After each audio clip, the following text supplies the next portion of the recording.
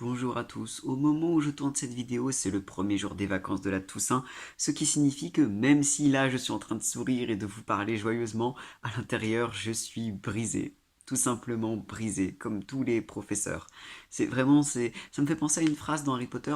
Dans le cinquième tome, après la mort de Sirius, Harry est dans le bureau de Dumbledore et tous les portraits sont en train de dormir, ils bougent pas. Et Harry se dit que si les portraits, ils étaient en train de refléter ce qu'il ressentait à l'intérieur, les portraits sont en train de tous hurler de douleur, de tous être en souffrance.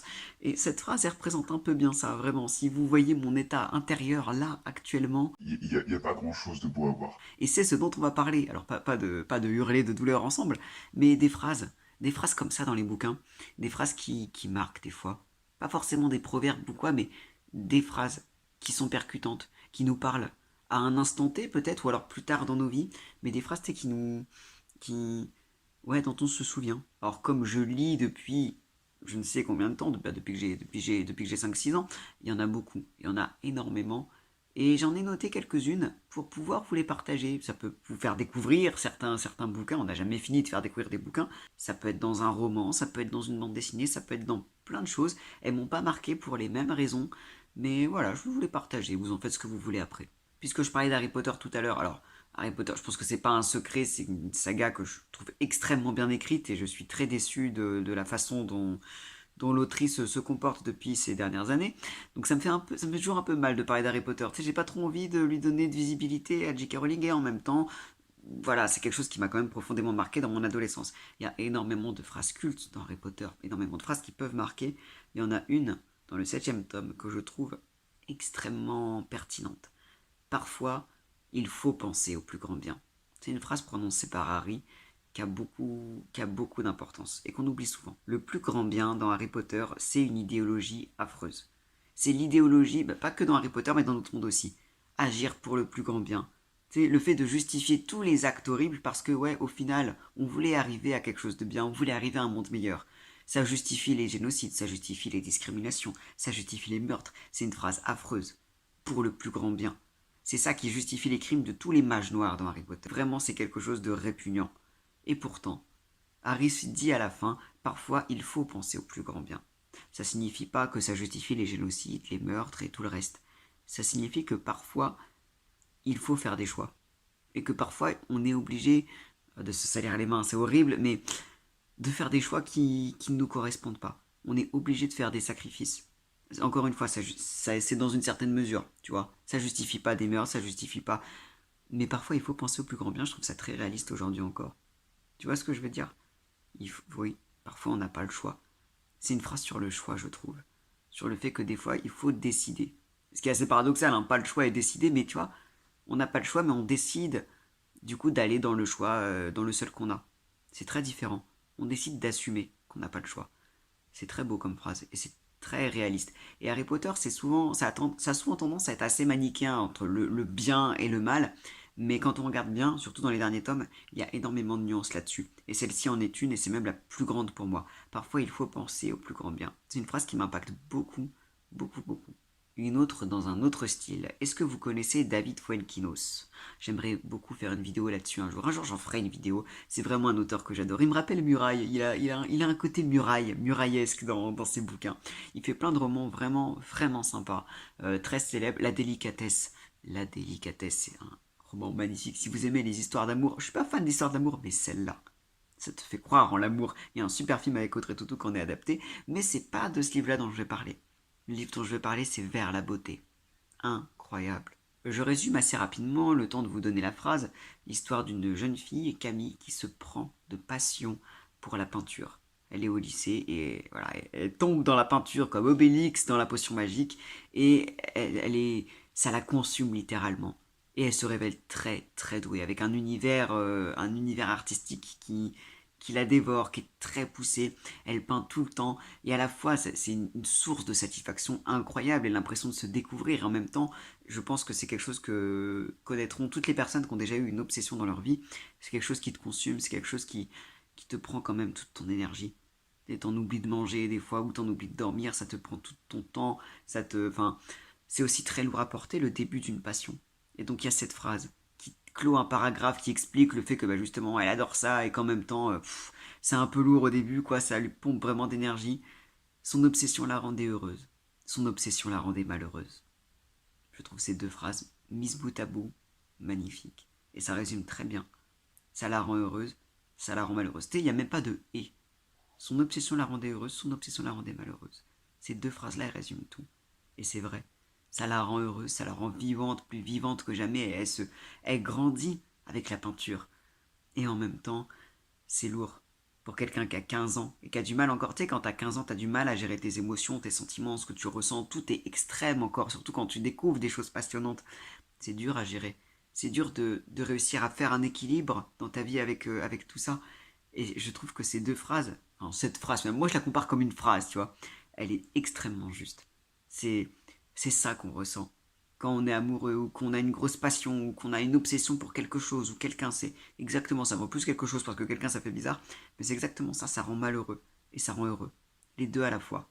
C'est exceptionnellement juste. J'ai déjà longuement parlé de Picsou, et je me suis dit, mais quelle réplique je pourrais prendre dans l'univers de Picsou, de Donald, de Donaldville. Il y a tellement de phrases qui m'ont marqué, tellement d'histoires qui m'ont marqué. Et il y en a une, c'est pas la plus marquante. Je crois que la plus marquante, ce serait le j'avais trop honte de Picsou, à la toute fin d'une lettre de la maison. Mais il y en a une qui est beaucoup plus simple, mais à laquelle je repense beaucoup depuis 2 ans, depuis que je suis dans la vraie vie active. C'est cette phrase-là de Picsou qui est toujours occupé à fond. T'es l'homme le plus riche du monde, t'as des textos de partout, faut que tu fasses 10 000 trucs. Tu peux pas vraiment juste profiter de je suis le plus riche du monde. Non, tout le temps occupé, tout le temps sollicité. Et Picsou qui te dit misère, je suis sur une voie rapide qui ne s'arrête jamais. Et tu sais, c'est une phrase très rapide, mais plus je grandis, et plus je la trouve méga juste. Méga juste. Là, typiquement, c'est les vacances, je vous ai dit, c'est les premières vacances de la Toussaint. Je suis mort à l'intérieur car c'est hyper épuisant, vous n'imaginez pas. Ceux qui ne sont pas profs, vous n'imaginez pas à quel point c'est épuisant. Je ne saurais même pas vous le dire clairement. Je ferai une vidéo sur ce sujet un jour. Mais c'est vraiment... Et tu sais, il y a ce moment où tu arrives en vacances, tu dis, ça y est, c'est enfin, je peux me reposer. Et tu te dis, ça dure que 2 semaines. Et en 2 semaines, tu as déjà des choses à faire, il faut que tu prépares tes cours pour la suite. Faut que peut-être que tu corriges certains trucs qu'il te reste, que tu fasses 10 000 trucs, et ensuite au bout de 2 petites semaines, c'est reparti pour un tour. Pour 7 8 semaines, avec un rythme effréné, pour ensuite 2 semaines de petite accalmie où tu devras quand même travailler, et ainsi de suite. Et même les grandes vacances, finalement, bon, bah, c'est pas 2 semaines, c'est 2 mois, mais c'est la même chose. C'est à moins de trucs à préparer, mais il faut quand même que tu prépares à la rentrée suivante. Et comme ça, pendant 45 ans, voire plus, hein, vu que les retraites repoussent à chaque fois. Et c'est vrai que j'ai cette impression-là. Tu roules sur une voie rapide qui ne s'arrête jamais, tu fais des escales de temps en temps, et ça donne un peu le tournis, vous trouvez pas? Je pense que c'est pas que le métier de prof, ça doit être comme ça dans la plupart des métiers. Le côté où tu dis, bon bah voilà, maintenant ça c'est le cycle de la vie, ça le sera jusqu'à la retraite, c'est-à-dire jusqu'à fort longtemps encore. Et tu sais, ça, ouais, ça donne un peu le vertige, des fois tu dis, mais stop, arrêtez, arrêtez, je veux que tout s'arrête, faire un stop général. Donc c'est une phrase, ouais, que je captais pas forcément quand j'étais plus jeune. Tu sais, quand j'avais 12 13 ans, bon bah, tu dis, bah oui, c'est un homme d'affaires, c'est le plus riche du monde, ouais, il a pas choisi une vie facile. Et en fait, plus le temps passe, plus je me dis que je pense que c'est une phrase qui est vraie pour beaucoup, beaucoup, beaucoup de monde. En tout cas, elle est vraie pour moi, de plus en plus. Ça veut pas dire évidemment que c'est horrible, ce que dit Picsou juste après, hein, que finalement il aime bien ça, qu'il a choisi cette vie, que le secret du bonheur c'est d'aimer son travail. Mais quand même, c'est tellement... Ouais, t'as l'impression de rouler sur une voie rapide qui ne s'arrête jamais. Don Rosa, il a très très bien choisi cette phrase-là. Une autre phrase, Rémi sans famille. Ah, ça vous parle, hein. J'avais déjà fait une vidéo rapidement là-dessus. Le vrai bouquin s'appelle Sans famille d'Hector Malo. Si vous connaissez que le dessin animé, vous connaissez globalement l'histoire. Elle est globalement... Il y a quelques changements, mais ça reste l'histoire de Sans famille très très bien adaptée. Et je vous ai déjà parlé surtout de l'incroyable adaptation BD de Yann Desgruel. Bref, donc le petit Rémi qui découvre qu'il est orphelin, que la mère, que sa mère, en fait c'était pas sa mère depuis 8 ans.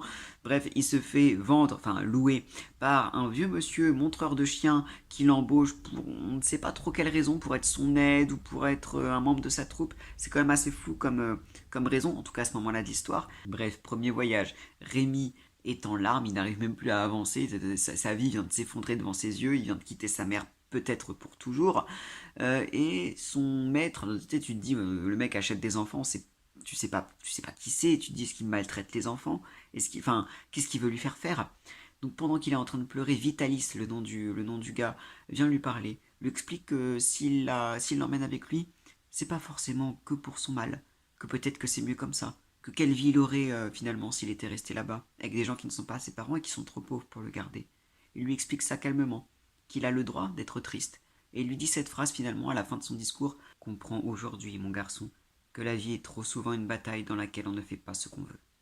Et j'aime beaucoup cette phrase, parce qu'elle est vraie, parce qu'elle est extrêmement vraie, et parce que c'est cette phrase qui fait vraiment dire à Rémi ensuite que ouais, Vitalis, il le connaît pas, mais que c'est un homme sage, que visiblement c'est un homme qui a vécu, que visiblement c'est pas un mauvais homme.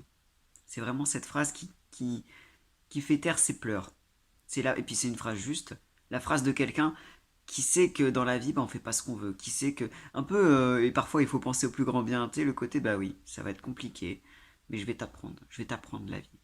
Et c'est très juste. C'est une phrase très, très belle, très douce, il veut le consoler, très douce et très, très réaliste.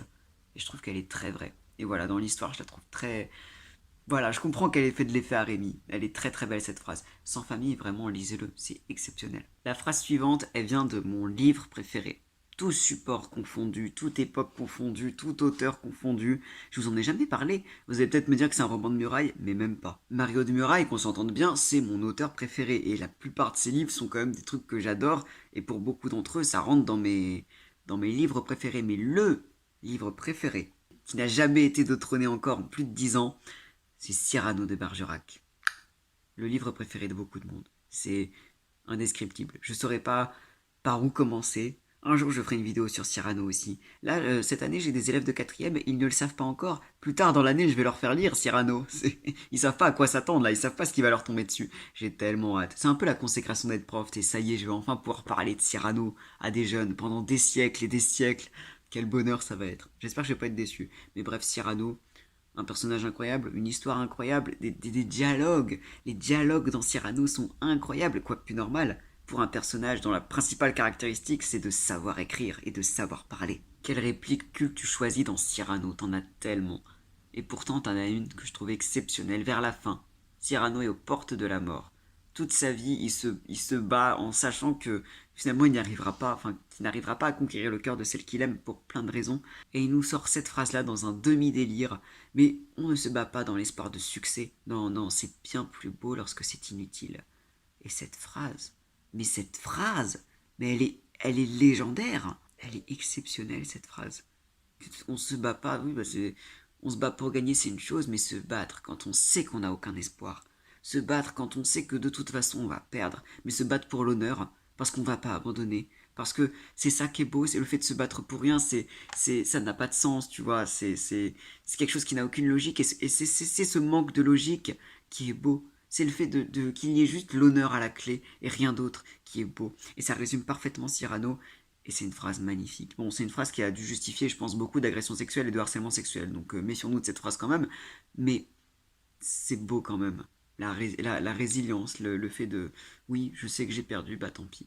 J'y vais jusqu'au bout, tant qu'à faire. Même si... Enfin, Cyrano, il cherche la beauté. C'est un peu comme le Fuenquinos, c'est un vers la beauté, c'est un peu ça. Il cherche la beauté, il cherche l'honneur, il cherche la liberté. Il cherche le panache. Comment mourir plus avec panache que avec cette philosophie de vie comme ça. Et c'est une phrase qui est superbe, qui est magnifique. Si je devais en retenir qu'une, ce serait celle-là. Et heureusement que j'ai pas besoin d'en retenir qu'une dans Cyrano, parce qu'il y en a tellement. Et enfin, une dernière phrase. Une phrase qui n'est pas issue d'un livre. Et ouais, c'est issu d'une chanson que tout le monde connaît. C'est une phrase que je connais du coup depuis que j'ai 3 4 ans et que j'ai toujours trouvée fascinante et magnifique. Il y a longtemps que je t'aime, jamais je ne t'oublierai. Bon, évidemment, vous avez reconnu à la Clairefontaine. La chanson est assez célèbre. Hein. Bon, une fille qui va se promener, qui va se baigner, qui parle de ses histoires d'amour. Quand on est plus grand, on comprend que ça parle de relations amoureuses et surtout de relations sexuelles et charnelles. Ça parle de la perte de la virginité, ça parle de plein de choses comme ça. C'est magnifique. Et le refrain est sublimissime. Cette phrase-là, elle me hante depuis que j'ai vraiment 3 4 ans. Déjà à l'époque, je la trouvais superbe. Il y a longtemps que je t'aime, jamais je ne t'oublierai. Parce que cette chanson-là, qu'on s'entende bien, elle parle d'amour, mais pas forcément d'amour joyeux. Hein. J'ai perdu mon ami sans l'avoir mérité. Enfin, ça parle de déception, ça parle de regret. Et malgré tout, il y a cette phrase qui signifie pas que les deux personnes s'aiment encore, mais qu'elles se sont tellement aimées, que ça fait tellement longtemps, qu'il y a eu un amour tellement fort pendant tant de temps que même si maintenant ça finit, même si plus tard ça finit, bah, finalement ça finira jamais vraiment. C'est que le souvenir, il aura impacté la personne. Et ça, c'est superbe. Et ça renvoie à tellement d'amour. L'amour amoureux, mais l'amour familial aussi, l'amour des amis, l'amour au sens large. Tu sais, il y a longtemps que je t'aime, jamais je ne t'oublierai. Le côté où c'est trop tard pour oublier, il y a eu tellement de choses qui se sont passées, les sentiments ont été tellement loin, que même si ça devait s'arrêter, même si ça devait mal finir ou juste finir, ça restera quand même là. Il y a une partie de l'amour qui ne pourra jamais s'en aller. C'est une phrase, mais c'est une phrase magnifique. Je crois que c'est la plus belle phrase d'amour que je connaisse. La plus belle. Sincèrement, bon déjà la chanson en elle-même est jolie, elle est superbement jolie. Faudrait analyser ce genre de paroles aussi. Mais voilà, cette phrase-là, elle est... S'il y a une phrase d'amour, enfin si tu devais faire un top des phrases d'amour, elle serait dans les premiers, peut-être même en premier. Elle est magnifique, elle est magnifique. Je la trouve beaucoup plus parlante que une Catherine Earnshaw qui dit je suis Heathcliff, même si ça c'est une déclaration d'amour aussi incroyable. Mais celle-là, elle est tellement douce, elle va pour toutes les formes d'amour. C'est vraiment splendide quoi. Je sais même pas combien j'en ai fait là de phrases, pas tant que ça je pense. Au milieu de la multitude que je pourrais sortir, je ressortirai un jour une vidéo là-dessus. Il y a tellement d'autres phrases dont j'ai envie de parler. Vous pouvez peut-être me dire s'il y en a quelques-uns qui commentent. S'il y en a qui veulent partager, on ne sait jamais, leurs phrases en commentaire, je serais très curieux de savoir quelles sont les phrases qui peuvent marquer. Une réplique particulièrement badass ou je sais pas, une espèce de morale qui nous a guidés un peu dans nos vies ou juste quelque chose qu'on a trouvé drôle. Une phrase qu'on trouve très bien. Ça peut être dans tout. Et tu sais, juste un commentaire. J'aime bien aussi l'idée des commentaires, tu vois. Tu mets un truc et le monde entier pourra le lire aussi. C'est comme si tu mettais un post-it en dessous d'un tableau. Bon, même si ma vidéo est loin d'être un tableau, mais tu vois ce que je veux dire, je vois ça comme ça, un commentaire. Un petit post-it, un petit rajout en dessous d'un tableau. Je suis très curieux de voir les phrases d'autres personnes. Mais non, moi c'était celle-là. C'était celle-là que j'avais envie de vous partager. Je file profiter des vacances et je souhaite à vous de profiter des vôtres.